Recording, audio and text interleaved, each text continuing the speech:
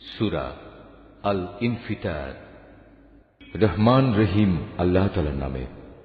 যখন আসমান ফেটে পড়বে, যখন তারাগুলো ঝরে পড়বে, যখন সাগরকে উত্তাল করে তোলা হবে, যখন কবরগুলো উপড়ে ফেলা হবে, তখন প্রতিটি মানুষই জেনে যাবে সে এখানকার জন্য কি পাঠিয়েছে এবং কি সে অসমাপ্ত রেখে এসেছে।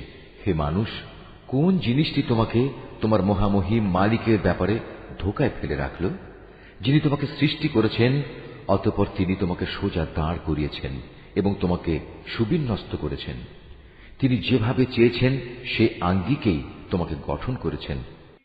না একই তোমরা শেষ বিচারের দিনটিকে অস্বীকার করছ, অথচ তোমাদের উপর পাহারাদার নিযুক্ত করা আছে। এরা হচ্ছেন সম্মানিত লেখক, যারা জানে তোমরা যা কিছু করছো। নিঃসন্দেহে নেক লোকেরা সেদিন আল্লাহর অসীম নিয়ামতে পরমানন্দে থাকবে, আর পাপী তাপীরা অবশ্যই থাকবে জাহান্নামে। শেষ বিচারের দিন তারা সবই ঠিকমতো সেখানে পৌঁছে যাবে। সেখান থেকে তারা আর কোনো দিনই নিষ্কৃতি পাবে না। তুমি কি জানো শেষ বিচারের দিনটি কি? হ্যাঁ, সত্যি, যদি তোমরা সে দিনটির কথা জানতে, যেদিন কোনো মানুষই একজন আর একজনের কাজে আসবে না, আর ফয়সালা সব ক্ষমতা থাকবে একমাত্র আল্লাহ তাআলার হাতে।